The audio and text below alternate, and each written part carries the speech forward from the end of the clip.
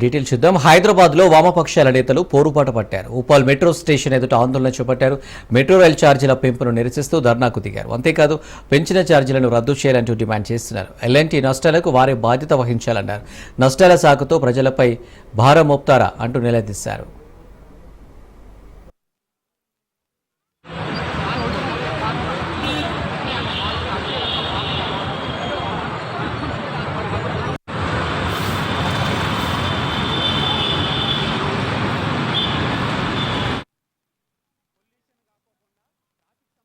పడుకోకుండా సులభతరంగా ప్రయాణం చేసే విధంగానే మెట్రో ఏర్పాటు చేశారు. కానీ ఈనాడు మెట్రో ఛార్జీలు విపరీతంగా పెంచడం, పార్కింగ్ దగ్గర నుంచి టాయిలెట్ దగ్గర నుంచి విపరీతంగా వసూలు చేయడం మూలంగా రెగ్యులర్గా జర్నీ చేసే ప్రయాణికులకి రోజువారీగా నెలకి 8,000 నుంచి 10,000 రూపాయలు అవుతున్నాయి. ఢిల్లీ పొల్యూషన్ లాగా హైదరాబాద్ పొల్యూషన్ కూడా పెరిగితే ఎటువంటి పరిస్థితి ఏర్పడుతుంది? దీన్ని దృష్టిలో పెట్టుకొని పొల్యూషన్ సమస్య లేకుండా చూడటం అనేది ప్రభుత్వం ఆలోచన చేయాలి. మెట్రో ఛార్జీలు పెంచారు, ఇది అశాస్త్రీయంగా పెంచారు.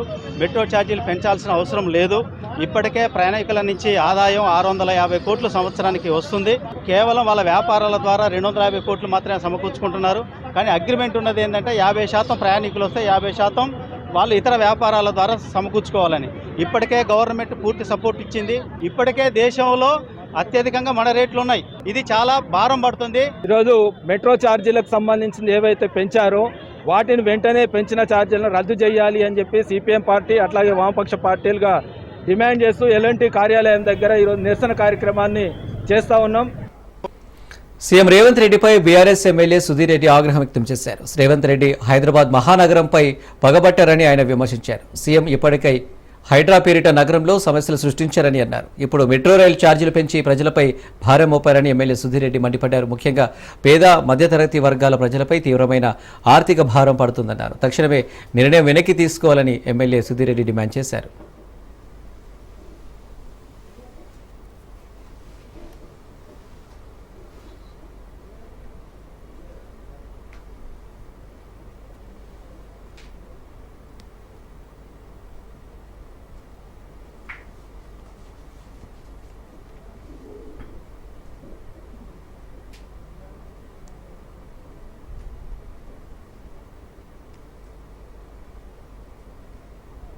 ఈ ఛార్జీలను పెంచడం వల్ల చాలా తీవ్రమైన భారం మధ్యతరగతి కుటుంబాలకు పడుతుంది.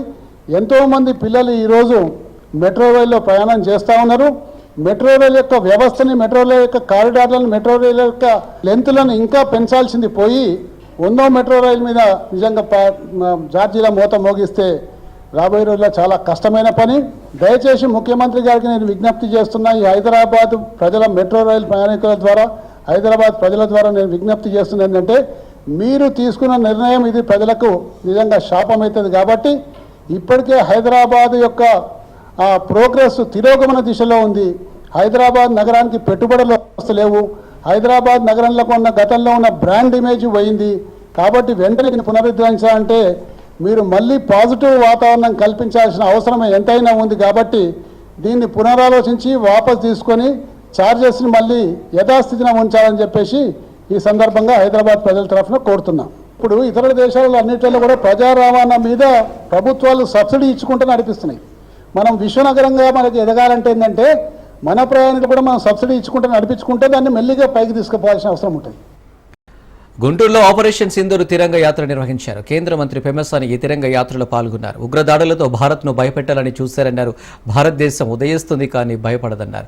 భారతదేశ ఐక్యత, అభివృద్ధిని దెబ్బతీసేందుకు కుట్ర చేశారన్న పెమ్మసాని అన్ని వర్గాల నుంచి ఒత్తిడి వచ్చినా ప్రధాని ఉక్కు సంకల్పంతో వ్యవహరించారన్నారు. నింగి, నీరు, నేల 3 మార్గాల్లో సైన్యాన్ని మోదీ సంసిద్ధం చేశారన్నారు. పౌరులకు ఇబ్బంది కలగకుండా ఉగ్రవాదుల స్థావరాల మీదనే సైన్యం దాడులు చేసిందన్నారు. ఉగ్రవాదులు వారి మద్దతుదారులను కోలుకోలేని దెబ్బతీశామని తెలిపారు.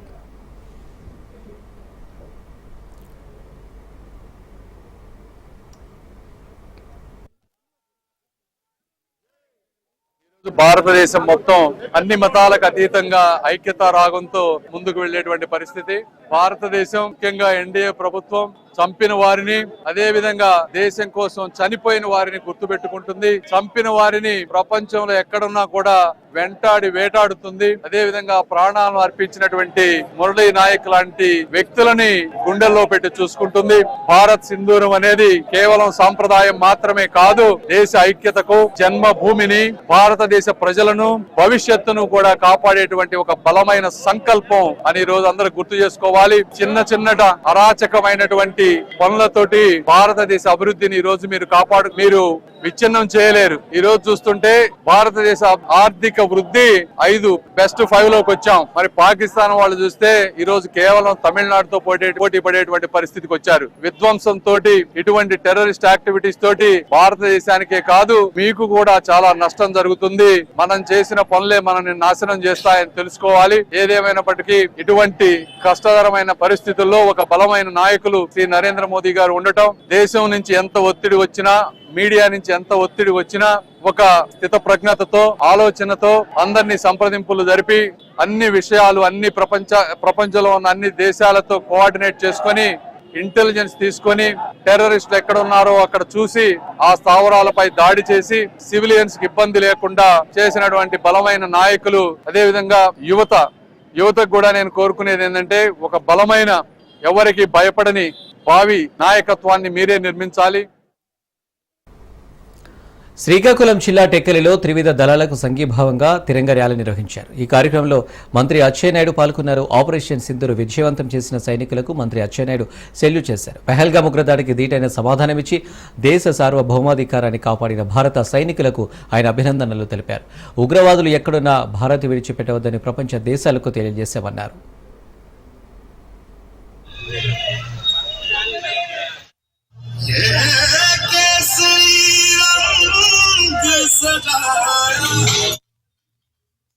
జమ్మూ కాశ్మీర్ లోని పెహల్గామ్ లో ఉగ్రవాదులు దాడి చేసి 27 మందిని పొట్టన పెట్టుకొని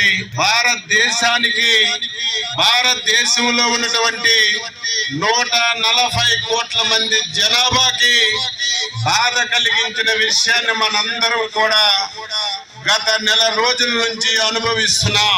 భారత ప్రధానమంత్రి, ఈ దేశానికి నాయకత్వం వహిస్తున్నటువంటి త్రివిధ దళాల అధిపతులు, ఈ దేశానికి రక్షణగా ఉన్నటువంటి సైన్యం ఆ రోజు వాళ్ళు ఇచ్చినటువంటి సవాలుకి సింధూర్ అని చెప్పి, సింధూర్ అంటే భారతి మహిళ శ్రీ నరేంద్ర మోడీ గారు అని చెప్పి మీ అందరికీ తెలియజేయాలి. ఒక దేశం మీద యుద్ధం చేయడం భారతదేశం యొక్క అభిమతం కాదు, కానీ ఉగ్రవాదులు ఎక్కడున్నా, పాము కొలుగుల్లో ఉన్నా, పాతాళంలో ఉన్నా విడిచిపెట్టదని సింధూర్ ద్వారా ఈ ప్రపంచానికి తెలియజేసినటువంటి విషయం మనందరం కూడా ఒక్కసారి గర్వపడాలి. హైదరాబాద్లో LM chemical private limited pre launch event నిర్వహించారు. ఈ కార్యక్రమంలో చైర్మన్ పివి కృష్ణ పాల్గొన్నారు. LM chemical private limited pre launch చేయడం సంతోషంగా ఉందని పివి కృష్ణ అన్నారు. మా కంపెనీ రసాయన ఉత్పత్తులతో ఆరోగ్యకరమైన వాతావరణం రూపుదిద్దుకోవచ్చని అన్నారు. LM chemical private limited super stock పెట్టుబడిదారులు, జాతీయ అంతర్జాతీయ డీలర్లు, విలువైన భాగస్వాములను ఆహ్వానిస్తుందన్నారు.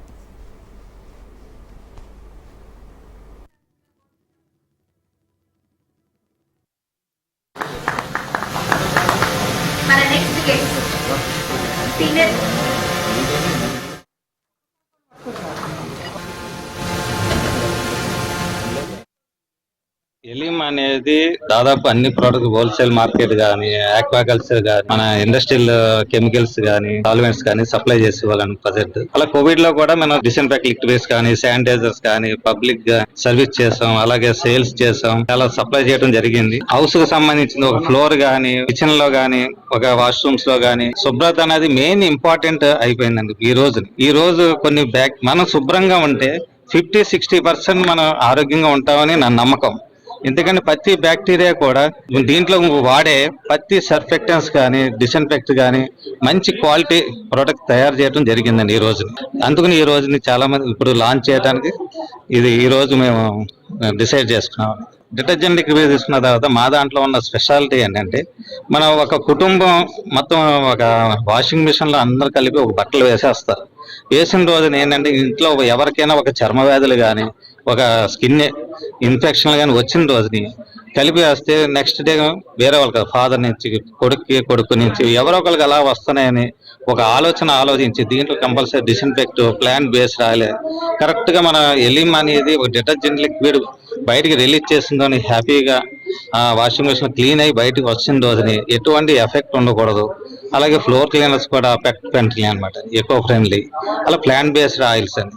ఈ రోజు ఏంటంటే బ్యాక్టీరియాని క్లీన్ చేసే దాని మీద ఎక్కువ దృష్టి సాధించాలని నా నమ్మకం అన్నమాట. ఈ రోజుని ప్రతి ప్రోడక్ట్ ఇదనే కాదండి, కార్ వాష్, టైర్ క్లీనర్స్, అలాగే డిస్ఇన్ఫెక్ట్ లిక్విడ్స్, మన టీవీ, ఫ్రిడ్జ్లు మొత్తం అన్నిటికి కూడా మంచి ప్రోడక్ట్ మా దగ్గర 25 ప్రోడక్ట్ల వరకు ఈ రోజు లాంచ్ చేయడం జరిగింది. మహబూబాబాద్ జిల్లాలో కాంగ్రెస్ నేతల చేతివాటం చూపించారు. ఎదళ్లపల్లి గ్రామంలో సీఎం రిలీఫ్ ఫండ్ కాంగ్రెస్ నేతలు కాజేశారు. వృద్ధుడి సీఎం రిలీఫ్ ఫండ్ కాంగ్రెస్ నాయకులు దొబ్బేశారు. అనారోగ్యం కారణంగా సోమయ్య అనే వృద్ధుడికి 6 లక్షలు ఖర్చు అయింది. దీంతో సోమయ్య సీఎంఆర్ఎఫ్ దరఖాస్తు చేసుకున్నాడు. సోమయ్యకు సీఎంఆర్ఎఫ్ కింద 45,000 చెక్ మంజూరు చేశారు. సోమయ్య చేతిలో 5,000 పెట్టి మిగిలిన 40,000ను కాంగ్రెస్ నాయకులు తీసుకున్నారు. దీంతో కాంగ్రెస్ నాయకులు తనను మోసం చేశారని వృద్ధుడు సోమయ్య వాపోయాడు. తనకు న్యాయం చేయాలని బాధితుడు కోరాడు. సోమయ్య వాళ్ళ తన పేరు ఈరయ్య. ఎదల్లపల్లి ఈయనకు పక్షవాతం వచ్చి 4 లక్షలు 2 సంవత్సరాల కింద 4 లక్షలు అయినాయి. తర్వాత మళ్ళా పోయిన సంవత్సరం 2 లక్షలు అయినాయి. 6 లక్షల రూపాయలు అయి ఈయన సీఎం రిలీఫ్ ఫండ్ కింద కాగితాలు పెట్టుకుంటే ఈయనకు బొమ్మలైన సోమయ్య పేరు మీద 45,000 రూపాయలు సీఎం రిలీఫ్ ఫండ్ వస్తే దానికి కాంగ్రెస్ పార్టీ నాయకులు అది మండల అధ్యక్షుల వరకు వస్తే దాంట్లో వాళ్ళంతా కలిసి దానికి ప్రధాన కార్యదర్శి యూత్ నాయకులు ప్రశాంత్ రెడ్డి అంటే ఆయన కోనాపురానికి చెందిన ఏం చేయాలి దీన్ని ఇడిపించుకొని తీసుకోవాలనే దురుద్దేశం బొమ్మరే సోమయ్య బదులు బత్తల సోమయ్య కోనపురానికి చెందిన ఆయన తీసుకొని పోయి ఆయనతో బ్యాంకులో వేసి 2-3 రోజుల తర్వాత ఆయన పైసలు మొత్తం నెప్ట్ కొట్టించుకొని ఆయనకు సోమయ్యకు బి సోమయ్య అంటే ఆయనకు 5,000 చేతిలో పెట్టి ఈ నోట ఆ నోట పడి ఇది ఇంతవరకు మాకు తెలిసి సోమయ్యకు పైసలు వచ్చినాయి, బొమ్మరేం సోమయ్య పైసలు వచ్చినాయి, బత్తల సోమయ్య ఇడిపించుకున్నాడు. మోసం చేసి తింటాందుకు ఆయన ఎవరైనా వస్తున్నది. మరి నాయకులు మొత్తం అందరికీ ఉన్నదా లేకుండా ఈయన ఉన్న ఎంక్వైరీ చేసి ఈయన పైసలు ఈయనకి నిజమైన లబ్ధిదారునికి ఇప్పించి ఇష్టం కూడా దీన్ని సీరియస్గా తీసుకొని చేయాలని, ఈ పేద రైతుకు న్యాయం చేయాలని. అయితే మా తండ్రి ఏళ్ళపల్లి మాది ఏళ్ళపల్లి జిల్లా. అయితే మేము ఈ రక్తం హైదరాబాద్ ఇక్కడ అక్కడ పోయినా 5,000 సంపాదన దాకా పోయినా అయితే బాగా చెప్తా అన్నారు. ఆయన బాగా చేసిండు, బాగా అయింది. మళ్ళీ వచ్చింది రోగం వస్తే మళ్ళా ముఖ్యమంత్రి పోయినా పని పెట్టుకున్నా. పని పెట్టుకుంటే పని కాదు, మన వచ్చిందని ఎవరికైంది పోయింది అంటే ఎవరికో పెట్టి ఎవరికో ఇప్పించి బత్తల సోమయ్య కోనాపురం ఇద్దరు తీసుకొని బెంట్లో డబ్బు పడ్డాడు. అంటే నేను ఏది అడగలేదు. మళ్ళా 4 రోజుల కడగలకు వచ్చి చేసుకపోయిండు. ఆయన 2 మాట సంతకాలు పెట్టించుకుండు. ఏ పేరు అడిగిండు, అబ్బాయి పేరు అడిగిండు. నాకు ఇంటికి వచ్చాక 5,000 ఇచ్చింది. అయ్యా పాస్ అంటావట. ఎమ్మెల్యే కోమటిరెడ్డి రాజగోపాల్ రెడ్డిపై మాజీ ఎమ్మెల్యే కూసుకుంట్ల ప్రభాకర్ రెడ్డి ఫైర్ అయ్యారు. రాజగోపాల్ రెడ్డికి మంత్రి పదవిపై ఉన్న ధ్యాస అభివృద్ధిపై లేదన్నారు. నియోజకవర్గంలో ఎక్కడ వేసిన గొంగడి అక్కడే అన్న విధంగా పనులు నిలిచిపోయాయని అన్నారు. ఇదేమిటి అని ప్రశ్నించిన వారిపై పోలీసులను అడ్డుపెట్టుకుని అక్రమ కేసులు పెడుతున్నారని ఆయన విమర్శించారు. స్థానిక సంస్థల ఎన్నికల్లో కాంగ్రెస్ పార్టీకి డిపాజిట్లు కూడా దక్కవని కూసుకుంట్ల ప్రభాకర్ రెడ్డి అన్నారు. ప్రతి ఇంటికి నీళ్లు ఇచ్చి, ప్రతి ఇంటికి 24 గంటల కరెంట్ ఇచ్చి ప్రజలతోటి మెప్పు పొందినాం.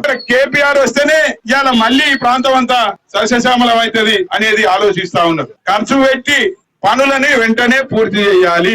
వడ్లను వెంటనే కొనుగోలు చేసి పేమెంట్ చేయాలి. ఇవాళ పోలీస్ స్టేషన్లు కానివ్వండి, ఎంఆర్ఓ ఆఫీసులు కానివ్వండి, అదే విధంగా ప్రభుత్వ ఆఫీసులు కానివ్వండి కాంగ్రెస్ కార్యాలయాలుగా మారినాయి. గ్రామాలలో గాని వార్డులలో గాని ఎక్కడ కూడా ఎన్నికలు పెట్టినా గల్లీ నుంచి మొదలు పెడితే ఏ ఎన్నిక వచ్చినా ఢిల్లీ దాకా బీఆర్ఎస్ పార్టీ గెలుస్తుంది. అందుకనే వాళ్ళ పాలన ఎట్లా ఉందంటే తుక్లక్ పాలనను మరిపించే విధంగా ఉన్నది. ఇక్కడ ఎమ్మెల్యే పాలన కూడా అంతకు మించి ఆయన చిన్న తుక్లక్ అంటే ఈయన గారు పెద్ద తుక్లక్. ముఖ్యమంత్రి ఉత్తమ్ కుమార్ రెడ్డి కావడం వల్ల అతి తొందరలో ఆ టన్నల్ పనులను వేగవంతం చేయడానికి ప్రయత్నం చేసింటారు. ఇది ఇక ఆయన మంత్రి ముఖ్యమంత్రి అనేది అందరు మర్చిపోయారు కానీ ఆయనకు కూడా ఆయనే మర్చిపోతా ఉన్నారు.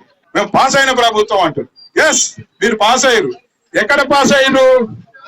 దోసుకొని దాచుకోవడంలో. మండే ఎండలో చల్లని కబుర్లా మే నెలలోనే నైరుతి రుతుపవనాలు తీరం తాకడంతో తెలుగు రాష్ట్రాల్లో చల్లని వాతావరణం ఏర్పడబోతుంది. ప్రస్తుతం శ్రీలంకలో తాకిన రుతుపవనాలు 4 రోజుల్లో బంగాళాఖాతంలో తీరం దాటే అవకాశం ఉందని వాతావరణ శాఖ అధికారులు తెలియజేస్తున్నారు. ఆంధ్రప్రదేశ్లో విభిన్న వాతావరణ పరిస్థితులు నెలకొన్నాయని తెలియజేస్తున్నారు. పశ్చిమ మధ్య బంగాళాఖాతం సముద్ర మట్టంకు 1.5 కిలోమీటర్ల ఎత్తులో ఉపరితల ఆవర్తనం కొనసాగుతోంది. దీనిపై మరింత సమాచారం మా విశాఖ ప్రతినిధి సూర్యప్రకాష్ అందిస్తారు. మే నెలలోనే ఎన్నడూ లేని విధంగా అయితే నైరుతి పవనాలు అయితే తీరం తాకే అవకాశం ఉంటుందని వాతావరణ శాఖ కేంద్రం వాళ్ళు అయితే తెలియజేస్తున్నారు. ప్రస్తుతం ఎక్కడ చూసినా సరే చల్లని ఉపరితల ఆవర్తనం ఏర్పడడంతో దాదాపు ఉపరితల ఆవర్తనం ఏర్పడడంతో సముద్ర మట్టానికి 1.5 కిలోమీటర్ల ఎత్తులో ఉపరితల ఆవర్తనం అయితే కొనసాగుతుంది. అందుకు అనుగుణంగా దాదాపు మన యొక్క 4 రాష్ట్రాలతో పాటు 4 రాష్ట్రాలు పరిసర ప్రాంతాల్లో కూడా వర్షాలు కురిసే అవకాశం అయితే తేలికపాటి నుండి మోస్తరు వర్షాలు కురుస్తాయని వాతావరణ శాఖ అధికారులు అయితే తెలియజేస్తున్నారు. ఈ రోజు ప్రస్తుతం అల్లూరు సీతారామరాజు జిల్లా, బాపట్ల, ఏలూరు, పార్వతీపురం, మన్యం జిల్లా, ప్రకాశం జిల్లా ఈ యొక్క ప్రాంతంలో దాదాపు ఈ రోజు మోస్తారు వర్షాలు అయితే కురిసే అవకాశం ఉంటుంది. ప్రస్తుతం అల్లూరు సీతారామరాజు జిల్లాలో అయితే ముఖ్యంగా అరకు ప్రాంతంలో అయితే దాదాపు ఎక్కువగా వర్షం ఉదయం నుండి అయితే కురవడం అయితే జరుగుతుంది. అలానే అనంతపురం, అన్నమయ్య, శ్రీ సత్యసాయి, వైఎస్ఆర్ జిల్లాలో అయితే భారీ వర్షాలు ఈ రోజు కురిసే అవకాశం అయితే ఉంది. అందుకు అనుగుణంగా అయితే స్థానికంగా ఉన్న అధికారులు అయితే అన్ని ఏర్పాట్లు జారీ చేయడం అయితే జరిగింది.